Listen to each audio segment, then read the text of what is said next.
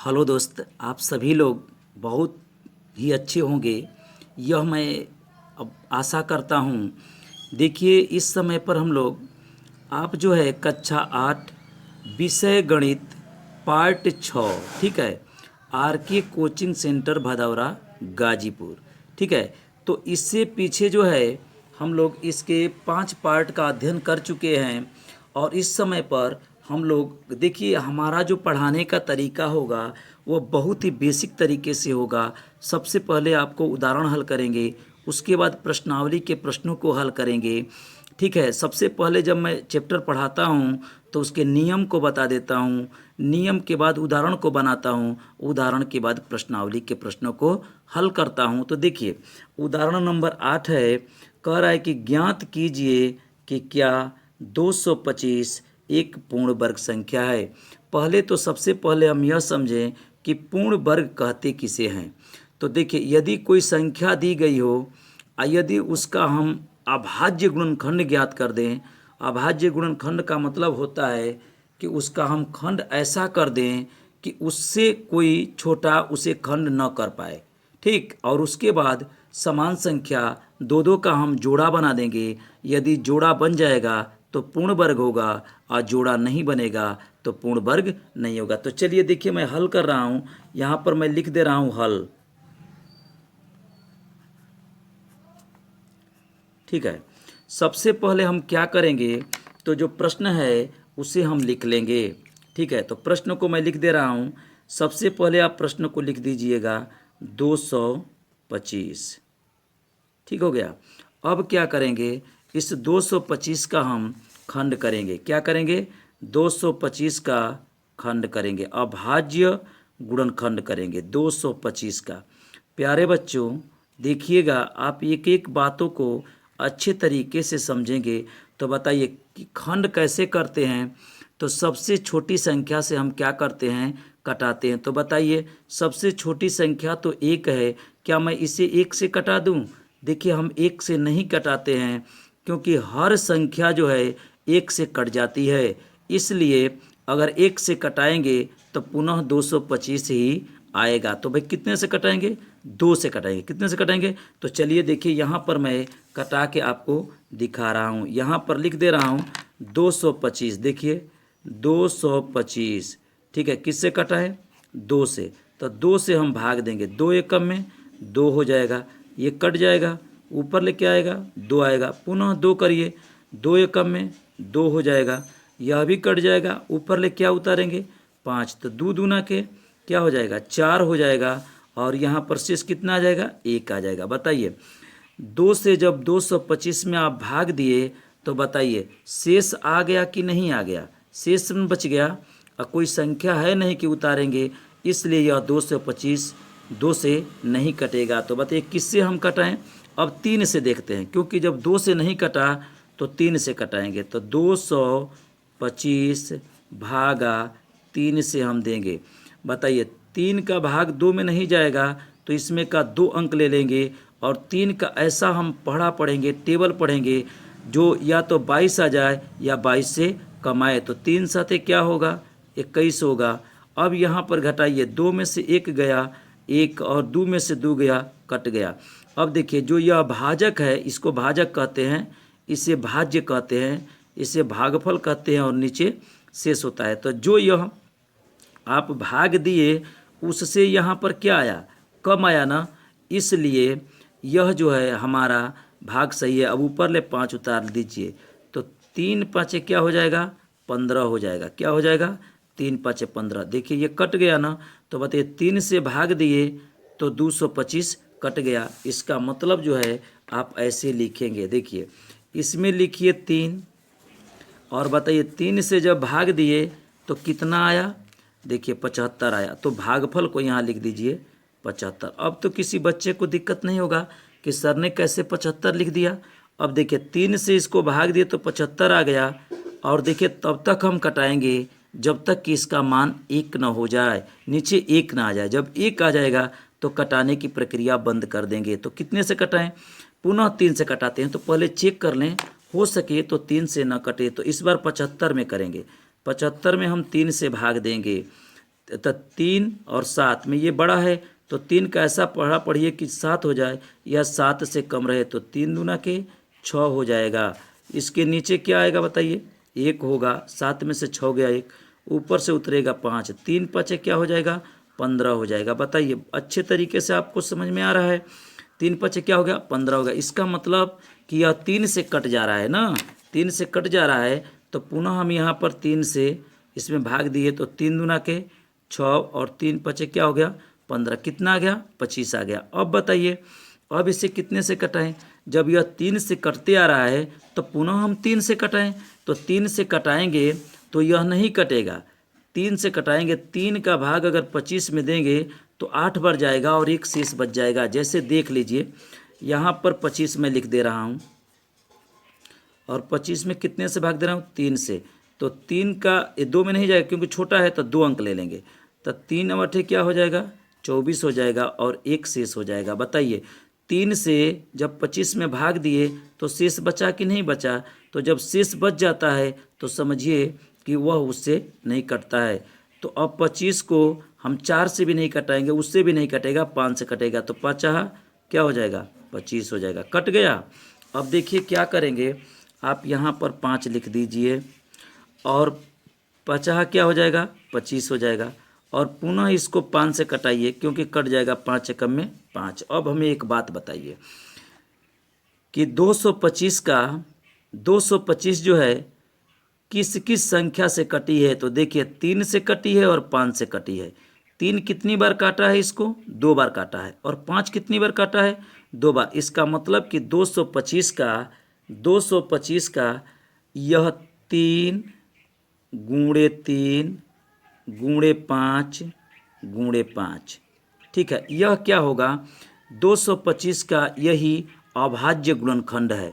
अब क्या करेंगे, आप समान संख्या 2 का जोड़ा बनाइए, यदि जोड़ा बन जाएगा तो पूर्ण वर्ग होगा, यदि समान संख्या 2 का जोड़ा नहीं बनेगा तो पूर्ण वर्ग नहीं होगा। आज जानते हैं खंड को ऐसे क्यों लिखते हैं, अभी इस सभी का हम गुणा करेंगे, जैसे 3 का 3 में गुणा करेंगे 9 होगा, 9 में 5 का गुणा करेंगे 45 होगा, 45 में 5 का गुणा कर देंगे तो 225 आ जाएगा। इसीलिए खंड को हम ऐसे गुणा का चिन्ह लगा करके लिखते हैं। चलिए समान संख्या 2 का जोड़ा बनाइए, ये देखिए जोड़ा बन जा रहा है, ये भी देखिए जोड़ा बन जा रहा है।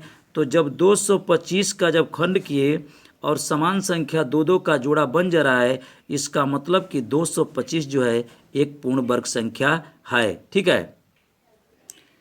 यहाँ पर लिख देंगे, आंसर में उत्तर हो जाएगा, ठीक है, क्या हो जाएगा, लिखेंगे 225 का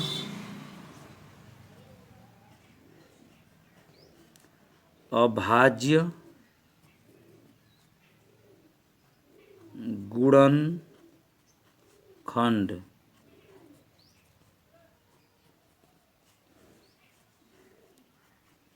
करने के बाद समान संख्या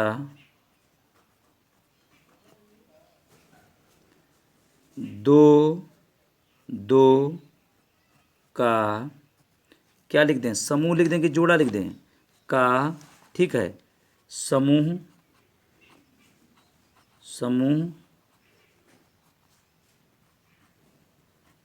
बन जा रहा है, इसलिए 225 एक पूर्ण वर्ग संख्या होगी। यह बताइए बात समझ में आ गया ना। हर सवालों में हम यही लिखेंगे, ठीक है, खंड करेंगे, समान संख्या 2 का जोड़ा बनाएंगे, यदि जोड़ा बन जाएगा तो पूर्ण वर्ग संख्या होगी। देखिए पुनः जो है आपकी बुक में उदाहरण नंबर 9 दिया है और कह रहा है कि ज्ञात कीजिए कि क्या 360 एक पूर्ण वर्ग संख्या है। आप हमें एक बात बताइए कि इस 225 में और 360 में क्या अंतर है। देखिए, जो सवाल आपका 8वां था, जो उदाहरण नंबर 8 था, ज्ञात कीजिए कि क्या 225 एक पूर्ण वर्ग संख्या है, उसी तरह से इसमें भी कह रहा है कि ज्ञात कीजिए कि क्या 360 एक पूर्ण वर्ग संख्या है। तो बताइए उसमें क्या किए थे। सर्वप्रथम आप सवाल को लिखे थे, तो मैं इसमें भी सवाल को सबसे पहले लिख दे रहा हूँ। 300 क्या लिखेंगे, 60। ठीक है, 300 मैंने क्या लिख दिया, 60 लिख दिया। ठीक है, 360 लिख दिया। अब देखिए 360 मैं यहाँ पर भी लिख दे रहा हूँ। ठीक है, यहाँ पर ऐसे करके लिख दे रहा हूँ, यहाँ पर खंड करेंगे। अब मैं आपको बात बता दे रहा हूँ, मैं उसमें भी बोला था कि कभी भी आपसे पूर्ण वर्ग संख्या लिखने के लिए कहा जाए तो सर्वप्रथम दी गई संख्या का आप अभाज्य गुणनखंड ज्ञात करिएगा, और अभाज्य गुणनखंड ज्ञात करने के बाद समान संख्या दो दो का जोड़ा बनाइएगा। यदि जोड़ा बन जाएगा तो पूर्ण वर्ग, यदि जोड़ा नहीं बनेगा तो पूर्ण वर्ग नहीं होगा। तो सबसे पहले हम क्या करें, 360 का खंड करेंगे। क्या करेंगे, खंड करेंगे। एक चीज़ मैं बता दे रहा हूँ, ये तो पढ़ रहे हैं वर्गमूल, इसके बाद अगला चैप्टर आएगा घनमूल, और घनमूल आएगा तो वहाँ पर पूछेगा कि क्या पूर्ण घन है, तो देखिए वहाँ पर भी खंड करेंगे और समान संख्या 3 का जोड़ा बनाएंगे। तो जब वह आएगा तब करेंगे। अब यहाँ पर पहले हम देखते हैं, ठीक है ना। तो सबसे पहले हम क्या करें, तो 360 का खंड करेंगे। तो बताइए 360 मैंने लिख दिया। ठीक है, लिखने के बाद आप हमें बताइए इसे कितने से कटाएं। तो 1 से नहीं कटाएंगे, क्योंकि 1 से किसी भी संख्या में आप भाग देते हैं तो वह संख्या कट जाती है, तो और बार बार वही आता रह जाएगा। तो हम इसको सबसे पहले 2 से कटाएंगे। अब देखिए 2 का ऐसा टेबल पढ़ेंगे कि 3 आए या 3 से कम आए, तो 2 एकम में क्या होगा, 2 होगा। एकदम बेसिक तरीके से आप पढ़िए अच्छे तरीके से। 1 और ऊपर ले 6 आएगा, 2 8 क्या हो जाएगा, 16 हो जाएगा, और यह कट जाएगा। और जब 0 यहाँ उतारते हैं तो 0 इसमें बढ़ा देंगे। बताइए 2 से 360 में भाग दिए तो कितना गया, 180 भागफल गया। अब यहाँ पर क्या करेंगे, हम इसको जो है देखिए यहाँ पर 2 लिखेंगे, और 2 से 360 में जब भाग दिए तो यहाँ पर 180 आया। सबको क्लियर हो रहा है। अगर कोई बच्चा पूछे कि सर ये 180 कैसे आ गया, तो उसे आप बता दीजिएगा कि 360 में 2 से भाग दिया गया है, और तब तक हम 2 से भाग देंगे जब तक यह 2 से कटेगा। तो पुनः मैं 2 से भाग दे रहा हूँ, ठीक है ना, पुनः मैं 2 से भाग दे रहा हूँ। तो देखिए इस बार 2 में 2 से 180 में भाग देंगे। तो देखिए यह एक छोटा है ना, यह बड़ा है, तो इसमें 2 अंक ले लिए। 2 9 क्या हो जाएगा, 18 हो जाएगा, और यहाँ पर ये कट जाएगा, और जब 0 यहाँ पर आएगा तो इसमें 0 क्या करेंगे, बढ़ा देंगे। ठीक है, तो बताइए 2 से जब 180 में भाग दिए तो भागफल में कितना आया, 90 आया। तो देखिए यहाँ पर आप यहाँ 2 से 180 में भाग देंगे तो 90 आएगा। अब पुनः किससे कटाएं बताइए, पुनः 2 से दीजिए। अब बताइए 2 से 90 में आप भाग देंगे तो 2 चौके 8 और 2 पचे क्या हो जाएगा, 10। बताइए आपको समझ में आया कि यह 45 कहाँ से आया। तो आप क्या करेंगे कि 90 में 2 का भाग दे लेंगे। अब देखिए अब किससे कटाएं, पुनः दे लेंगे ना। जैसे लीजिए मैं करके दिखा दे रहा हूँ, थोड़ा समय लगता है और कोई बात नहीं है। 2 से 2 चौके 8 हो जाएगा, 1 बचेगा, 0 आएगा, 2 पचे क्या हो जाएगा, 10 हो जाएगा। बताइए इसको भाग दिए तो कितना आया, 45। उसी 45 को यहाँ पर लिख देते हैं। हमें खंड जो है सीखना है, क्या करना है, सीखना है। हम सीखने के दृष्टि से पढ़ते हैं, इसलिए एक एक बारीकियों को हम ध्यान से समझेंगे।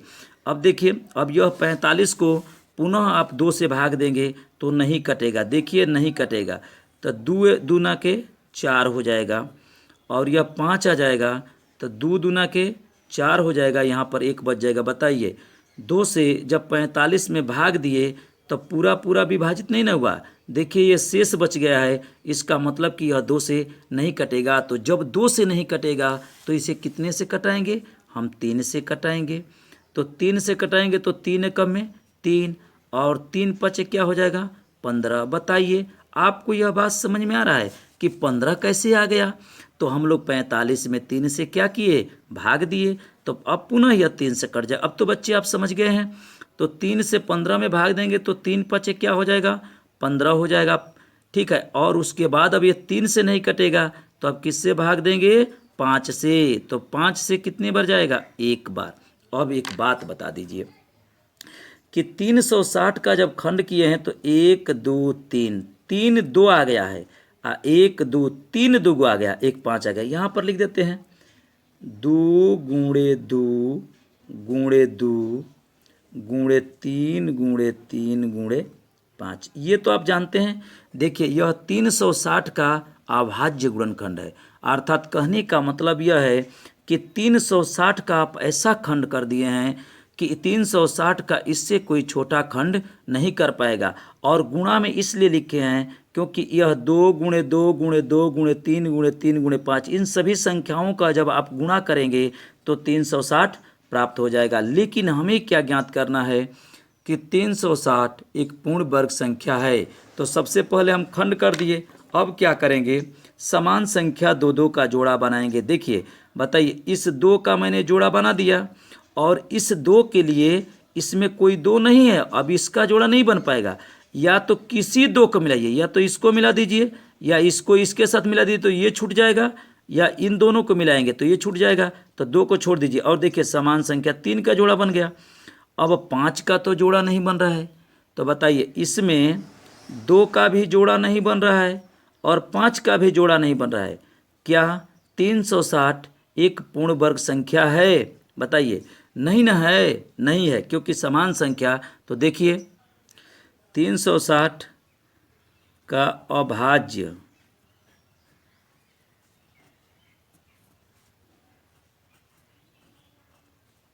गुणनखंड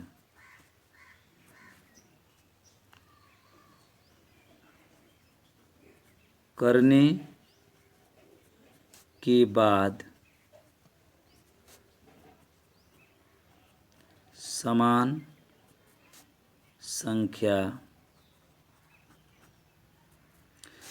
संख्या 2 2 का समूह नहीं बन रहा है, इसलिए 360 एक पूर्ण वर्ग संख्या नहीं है।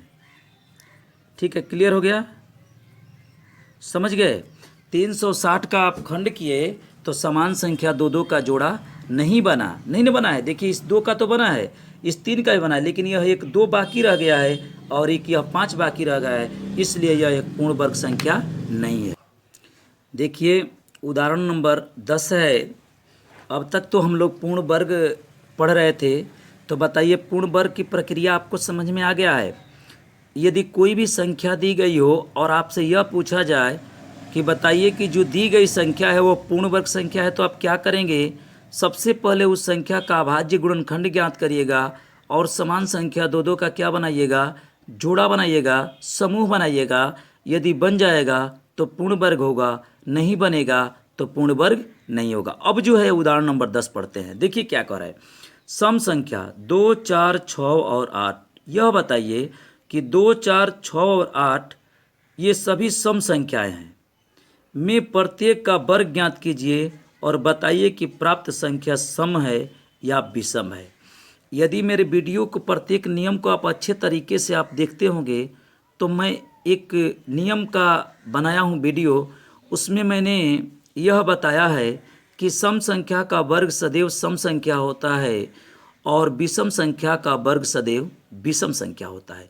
तो सबसे पहले यहाँ पर पूछा है कि 2 है, 4 है, 6 है, 8 है, प्रत्येक के वर्ग ज्ञात कीजिए। ये सम संख्या, इसका कहने का मतलब है कि 2 सम है, 4 सम है, 6 सम है और 8 सम है।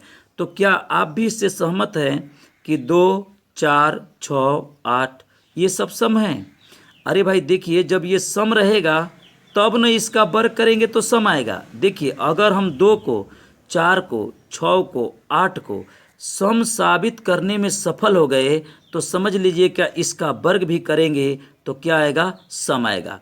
तो मैं सबसे पहले इसको सम साबित कर रहा हूँ। बताइए, इस 2 में 2 का भाग देंगे, जैसे सम पढ़े हैं, किसी भी संख्या में यदि 2 से भाग देते हैं और वह पूरी पूरी कट जाए तो दी गई संख्या सम संख्या होती है।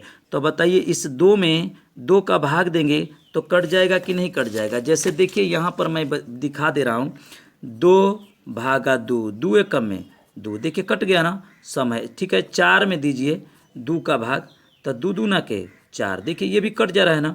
6 में दीजिए 2 का भाग, 2 तिया के 6, देखिए सब कट जा रहा है ना।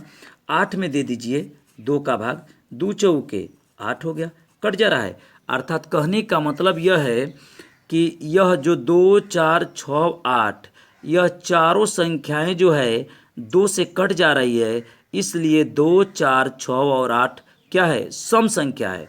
तो इसका वर्ग भी करेंगे तो सम संख्या ही प्राप्त होगी, विषम संख्या नहीं प्राप्त होगा। तो चलिए मैं वर्ग करके देख ले रहा हूँ। ठीक है, तो सबसे पहले मैं सवाल को लिख दे रहा हूँ, संख्याओं को लिख दे रहा हूँ। देखिए 2 मैंने लिख दिया, ठीक है, संख्या को।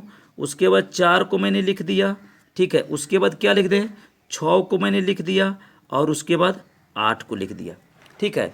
और कभी भी आपसे यह कहा जाए कि संख्या का वर्ग ज्ञात करिए, क्या कहा जाए, संख्या का वर्ग ज्ञात करने के लिए कहा जाए तो जो संख्याएं लिखे हैं उसके ऊपर 2-2 घात आप लिख दीजिएगा। इस पर 2 घात लिखिए, इस पर भी 2 घात, इस पर भी 2 घात और इस पर भी 2 घात, ठीक है, 2-2 घात लिख दिए। देखिए कभी वर्ग यदि करने के लिए कहा जाए तो जो संख्या, या मान लीजिए ऐसे 2 है और इसके ऊपर 2 लिखा गया है, अगर आपसे कोई पूछ दिया जाए कि इसका मान बताइए तो इस 2 का 2 बार क्या करिएगा, गुणा कर दीजिएगा। तो देखिए पहले सम संख्या को लिखे, उसके ऊपर 2-2 घात मैंने लिख दिया। अब क्या करेंगे कि 2 गुणे 2, 2 बार ही लिखेंगे क्योंकि इसके ऊपर 2 घात लिखे हैं। बताइए 2 में 2 का गुणा करेंगे कितना आएगा, 4 आएगा। कितना आएगा, 4 आएगा, ठीक। अब देखिए यह होगा 4 गुणे 4, 2 बार लिखेंगे तो 4 में 4 का गुणा करेंगे, 4 चौके 16 हो जाएगा। 6 गुणे 6, तो यह छाछा के क्या हो जाएगा, 36 हो जाएगा। बच्चों समझ में आ रहा है अच्छी तरीके से।